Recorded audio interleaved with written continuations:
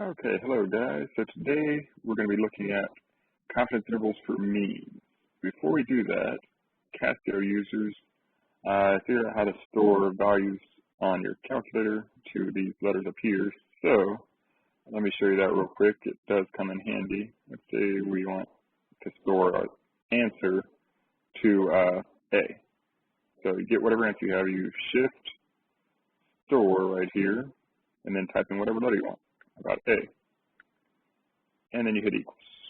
If we clear it out, A is now that value.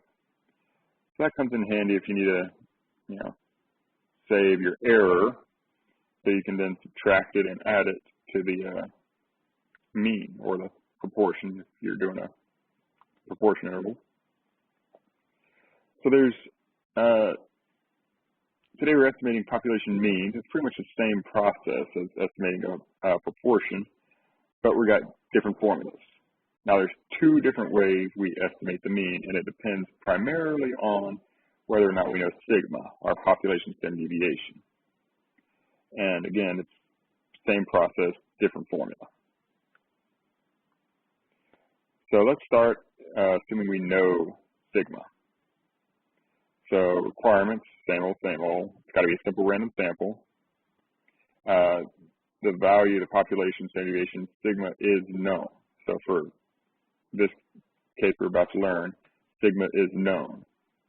And at least one of these is satisfied, either a normally distributed population or n is greater than 30. Nothing's changed there. Margin of error has, it's the same concept, add, subtract the margin of error, but it has a different formula.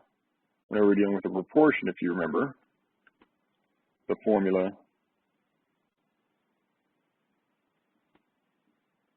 was the square root of p hat times q hat over n. Here it's sigma over square root of n. So that's the only difference there is instead of the p hat and q hat, we have the sigma, the population standard deviation. And again, to estimate our population mean, we take our sample mean and add and subtract the error. So first thing you always want to do is make sure you can actually do it. Either normally distributed or n is greater than 30, and we know sigma. Find your critical values. Use inverse norm. Since it is a z-score on this one, we're going to do inverse norm. Or you can look it up in the chart. Or you can just remember those special ones that we're going to use a lot. And then we evaluate the margin of error. Basically, plug in the formula. And then plug in the other formula. For rounding, if we have a set of data, so this is something that's slightly different. We might actually be given a data set, and you have to calculate the mean and standard deviation, all that good stuff. So if we do have the original data set, round the confidence interval to one more decimal place than you use for the original data set. So whatever x bar is, go one further decimal place. If we know, if we only know x bar, you use the same number of decimal places as the sample mean. So if they give you x bar is 3.2, use the 10th place. If they give you a bunch of data to the ones place, you go one more place, so the 10th place. We'll look at that in a minute. So here we go. Let's just jump into it. Find the sample pulse rates for women. We have n is 40, x bar is 76.3, and it's a simple random sample. So n is bigger than 30, so we don't have to worry about it being normally distributed or not. N is bigger than 30. So check. It's a simple random sample. Check. Sigma is known to be 12.5. Check. So we can do it. So again, get in the habit, just write down your variables. Even though right here in the problem it's nice and identified for you, write them down. N is 40. X bar, or that's your sample mean, 76.3. And sigma, our population standard deviation, is 12.5. Okay, I'm going to do it by hand first and then show you, of course, TI. You can get this done almost instantly. So margin of error, if we look at the formula, it's z of alpha over 2 times sigma over square root of n. That's the formula right here. Z of alpha over 2 times sigma over square root of n. Again, we have to cut alpha in half because we're dealing with a confidence interval. It's got two tails. If you were to sketch it, we're looking for everything in between here, so it's a two-tail test. Well, not two-tail interval. All right, so we also need alpha. For part A, well, for both of them, we're using a 95% confidence level. 95 confidence, alpha is 1 minus 0.95, which gives us 0.05. Okay, so now I'm going to start plugging in the numbers. First thing I'm going to figure out, Z of alpha over 2.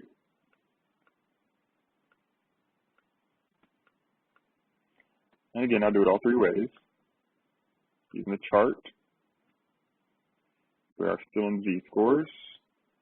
Since we have an alpha of 0.05, we need to chop that in half because we're doing a two-tail. 0.05 divided by 2 is 0.025. So is that a special one? No. Right. Somewhere in here. Let me do that.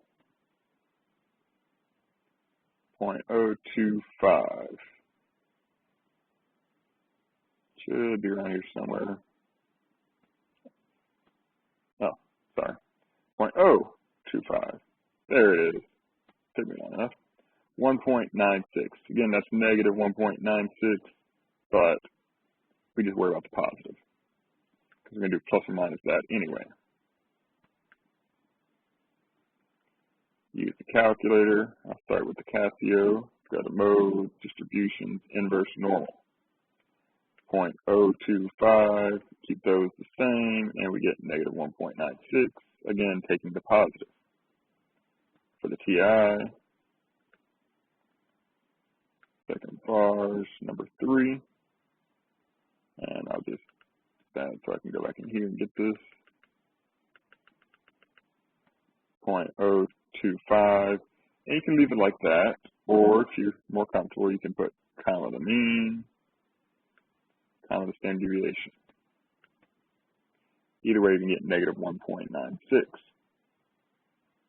So that's our Z of alpha over 2. Now we need error. Here's the formula. We just plug in the numbers.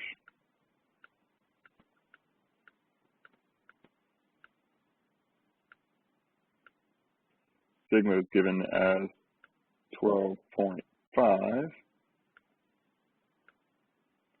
N is 40.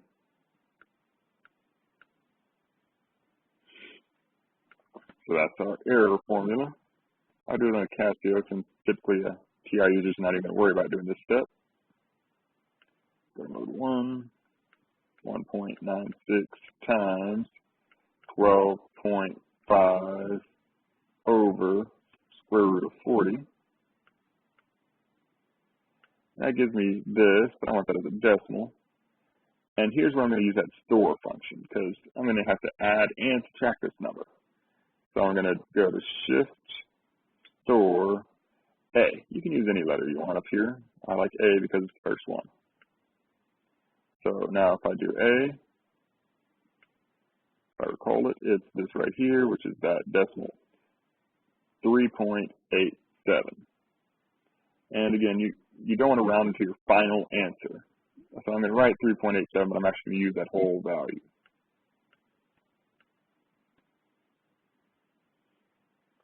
Okay. And whenever we do round our final answer, we're going to go to the 10th place because that's what our X bar, that's what the sample statistic is in, 10th place. So our confidence interval, all we do is take X bar and add and subtract our error. So 76.3 minus 3.87 and 76.3 plus 3.87.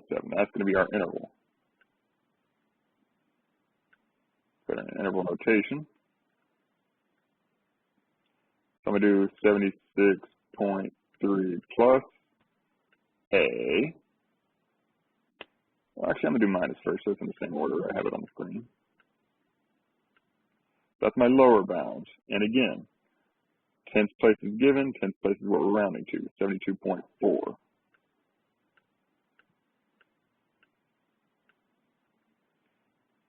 Now, you could also just go to the left and change that to a plus 80.2.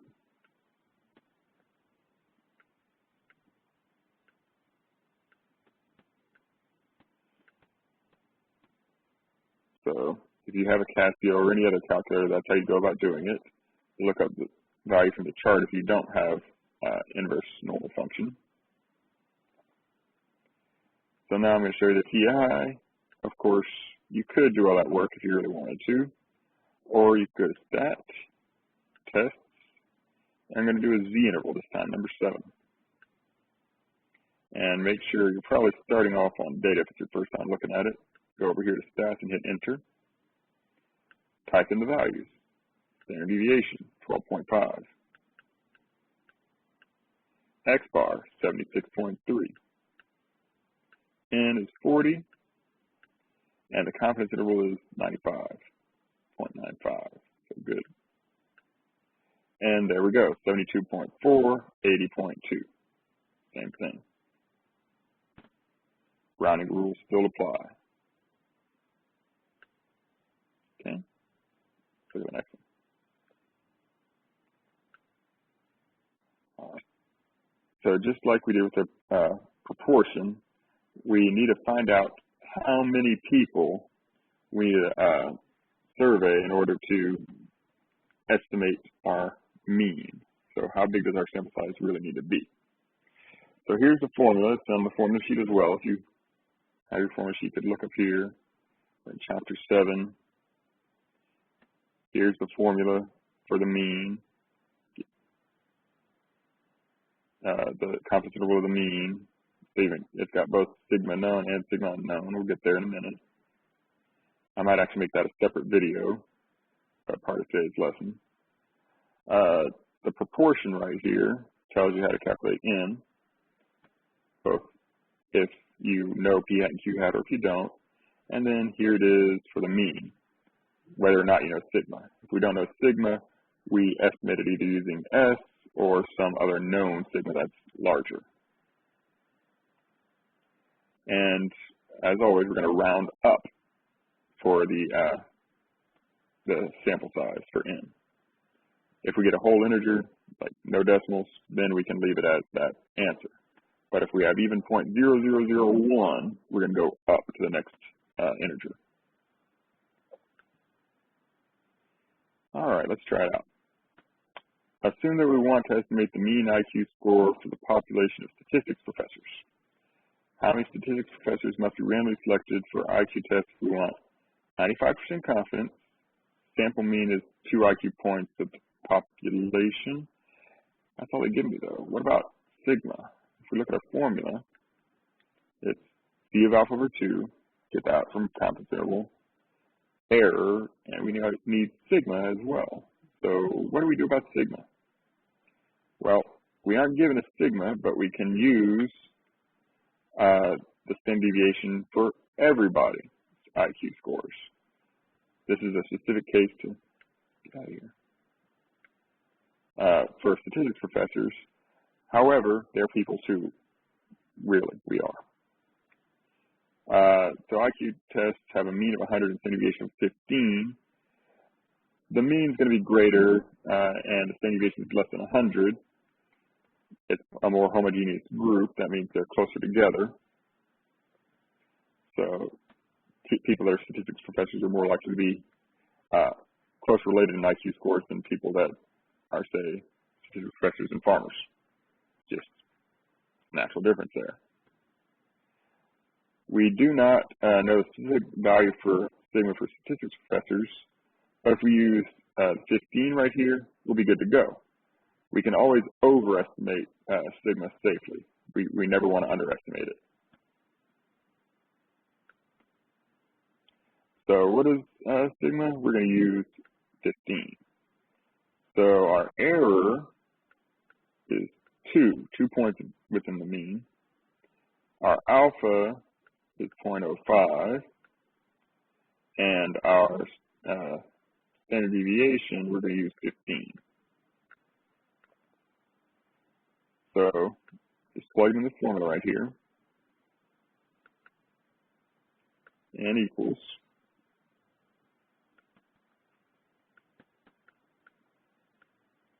z of alpha over 2, and it's also here on your formula sheet, chapter 7, times sigma divided by the error.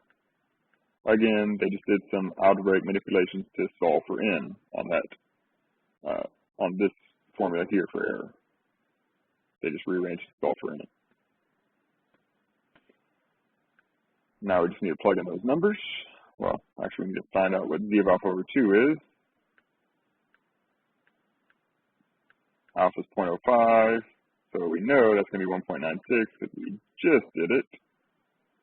Alpha is, where's alpha? Alpha is 0.05, z of alpha over 2 is 1.96.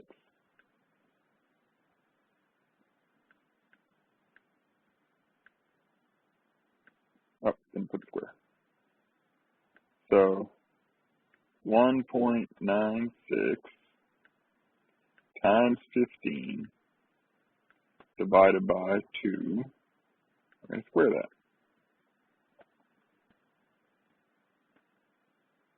So I'll do that in the Casio. Actually, no, I'll do it in the TI because it doesn't have math type. So Casio, just use your fraction button. For TI, you need to use some parentheses.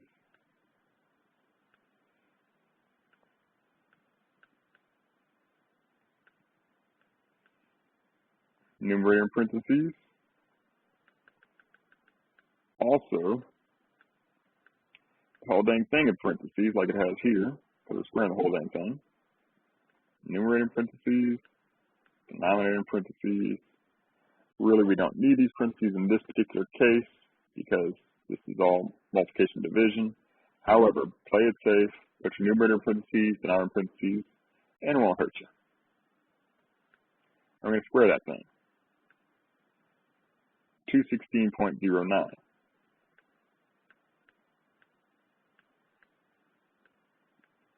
So I'm going to round that to 216, and then we'll go, wait, no, we're not going to round to 216, are we?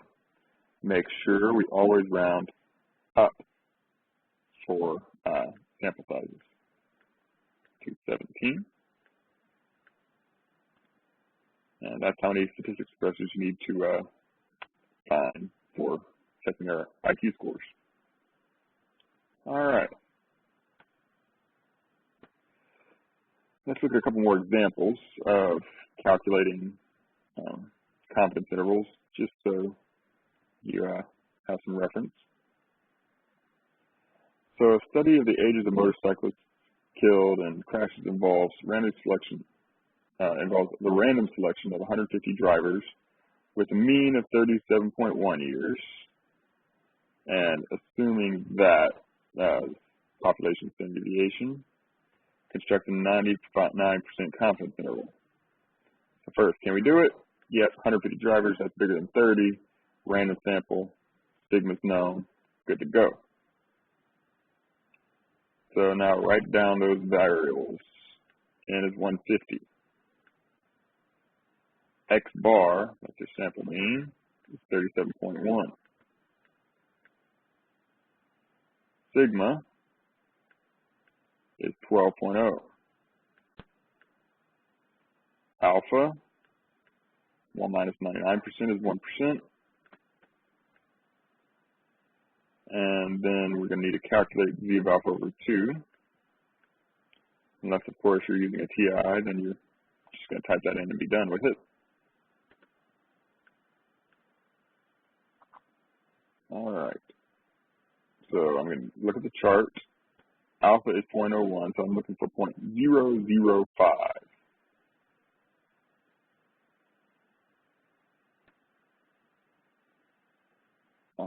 And we have a little note for it. Oops, 0.005, we use 2.575. So here it was right here, 0.0051, 0.0049. Between that, all right, smack dab in the middle, we're going to use 2.575.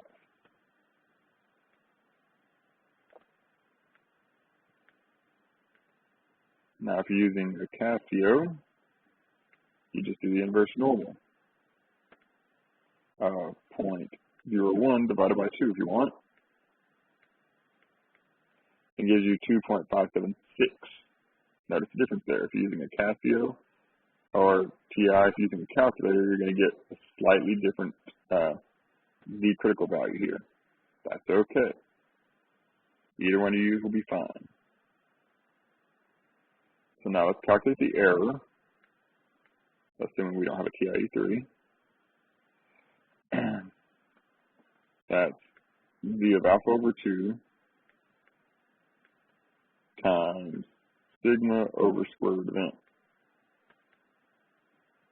Let me make sure.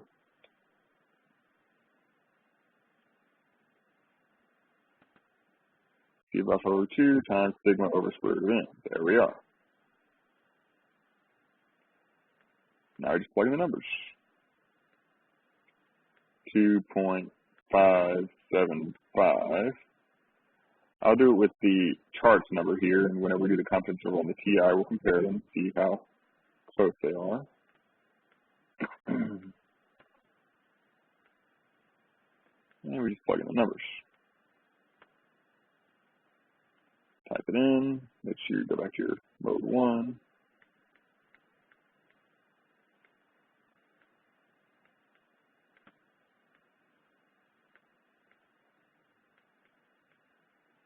So 2.575 times 12 over square root of 150 gives us 2.522, blah, blah, blah, blah, blah. Again, I'm going to store that to A. Check. There's A, 2.5, blah, blah, blah, blah, blah. This is error. And again, our finance are going to round to 1 decimal place. I'm just going to write down a couple extra. 2.523. We don't want to round until the very end if we can help it, but if we do have to round in the middle, throw a couple extra decimal places out so that that rounding won't affect your final answer.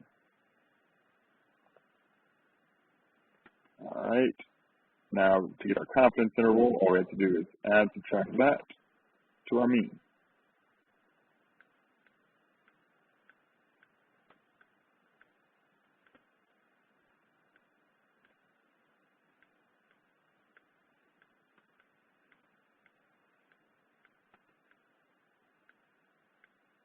Okay. 37.1 minus A gives me 34.6. One decimal place here for our statistic. That's what we're going to use here, 34.6.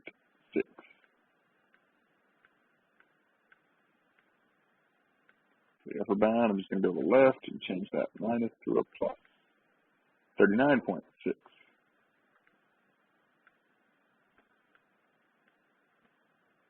All right, TI users, again, all you have to do, go to your stat test, let me go back down to stat test Z interval number 7. Again, make sure on stats, we know sigma is 12. We know X bar is 37.1.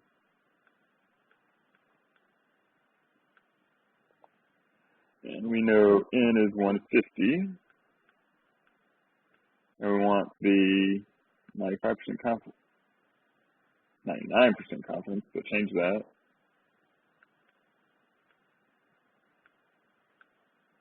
And we get 34.6, 39.6. Same thing. Now, if we look, it is slightly different. This is 2, 2, 3. This is 0.524. Again, the calculator uses 2.576 there instead of 2.575, and in fact, it even has more decimals, but it's so close, we're not even getting a difference there. We're at a 10th place, same thing. So that wouldn't affect your answer at all. All right.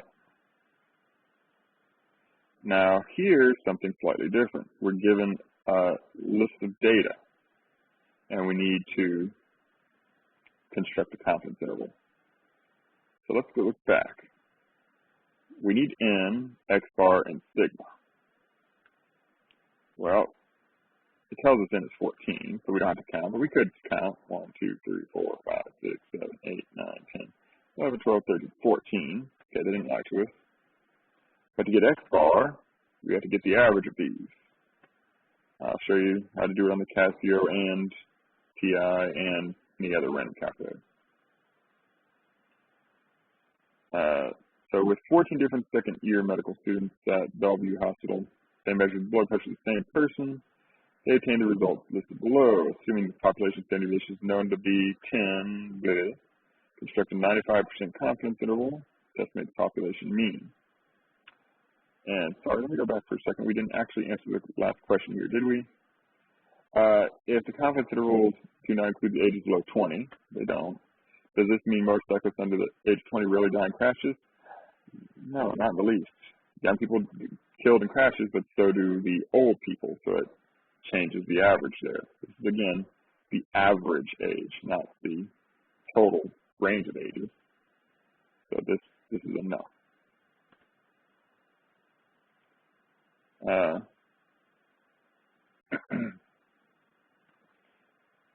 So it says construct confidence interval. Okay, let's do it. So in 14. X bar, we got to figure that out. Sigma, though, we got that. It's 10. And alpha, 0.05. That makes z of alpha over 2, 1.96. Done that one so many times I remember it. Of course, you could use inverse norm, look up in chart, yada, yada, yada. We got to find x bar. Unless you have a TI-83, then you just type it in. But let's start with the Casio. And actually, let's pretend that this is just some random calculator that has no statistics functions like your phone. So how do we find x bar? Add all these up, divide by 14. And hopefully I don't mess up typing these in.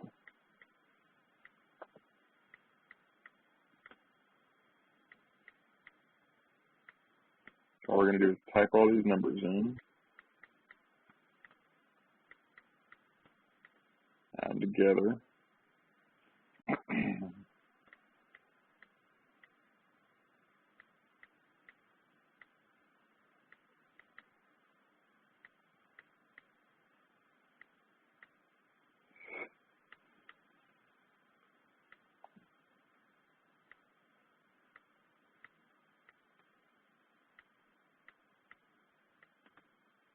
So add all those up, divide by 14, and we get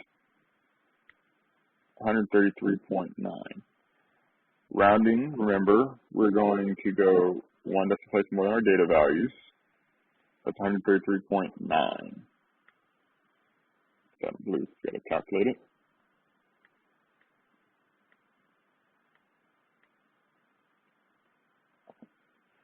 Now, of course, you could just type these in the list. Go to mode.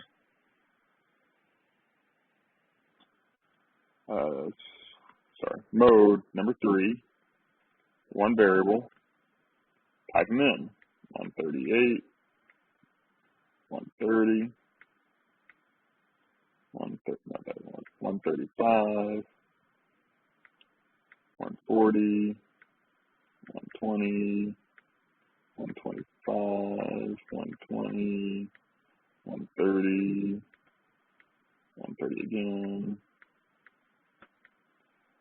144, 143,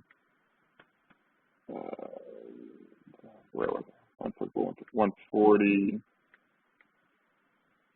130, 150. That's got the 14th value there at 150, so that's good. We didn't miss anything. Hit AC. Then we're going to go to, let me see, Shift 1. And we're going to get, I think it's either number 2 or 4. Nope, number 4. Shift 1, and then we're going to go to number 4. X bar. It equals 133.9. There we are. TI users. So again, you're going to type this in the list. Stat, enter. Let's pretend you had something in here for some reason. Go to the top, hit clear, and enter. When I say the top, I do mean the top. Highlight L1, hit clear, and enter. Type them in.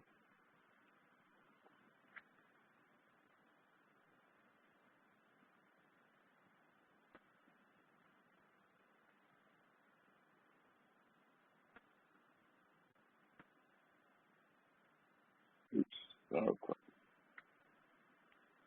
That's not what I want. 30, 144, 143, 144,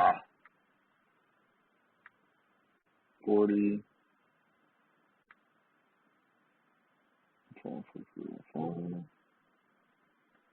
130, and 150. And whenever you're typing that last one, it should say L14. If you hit enter afterwards, it should say L15. I mean, we got 14 numbers in there. Second, mode to quit. So after that, we're going to go to stat, test, the interval, but this time we're going to select data. So I have to tell it what our standard deviation is, 10. And we typed in list 1, keep frequency is 1 always. Confidence level is 95%. It equals, and that gives us, telling me that I screwed up in my mean somewhere. Let's check it.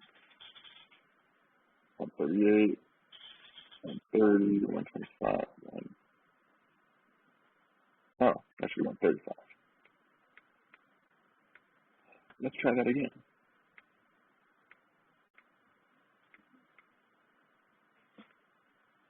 That's the same. 133.9 for X bar right there. And of course, it also gives you your confidence interval already, so you're done.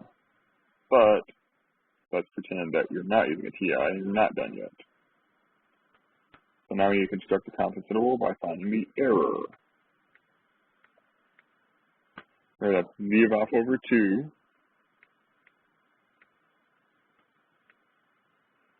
times our standard deviation divided by the square root of n. And we could use it because it says somewhere in here.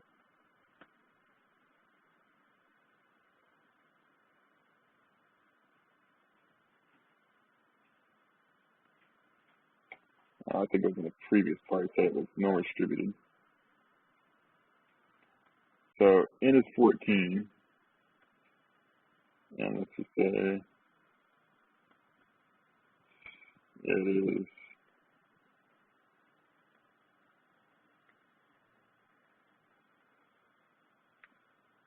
normally distributed. Got to check our criteria there. But the previous problem, I believe, did tell us that it was normally distributed. Or we could actually look at it. I think that's where to display that. Okay. But for all these problems, if it's not normally distributed, we can't do it.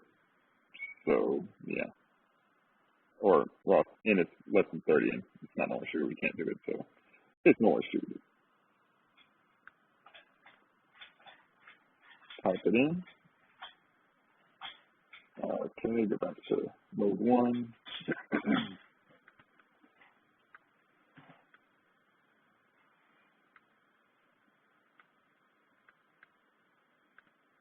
And that gives us that 5.24.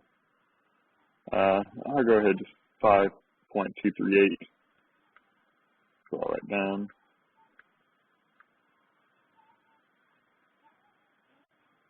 So I need to store that to A or B or C or whatever. I recall A. It's that. So now to get our confidence interval, we take our mean and add subtract our error. So we found X bar to be 133.9. However you found it, you found it.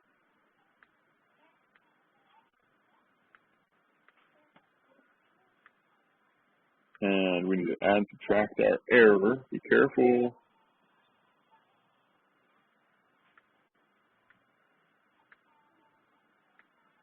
Plus 5.238. That was the one. That's hot negative.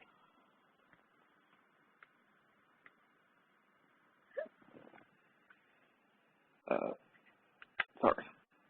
So we add and subtract our error. And if we do that, we get, leave that alone. Minus A gives us 128.6, well, 128.7 again. We're rounding to the 10th place here.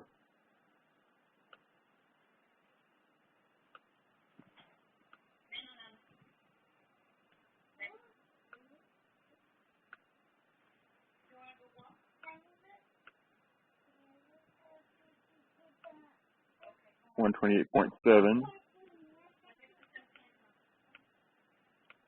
Put a plus A there, 139.1.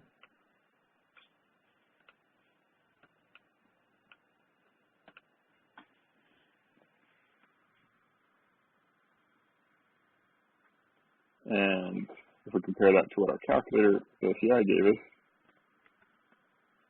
128.7, 139.2, slightly different. And that's probably, if we do an inverse norm of that alpha value, let's see what it gives us. 0.025 cut off in half. So instead of 1.96, it's really 1.9599. That really shouldn't be that big of a difference.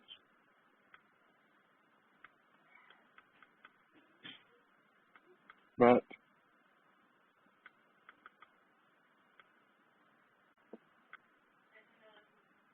that's only a 10th place.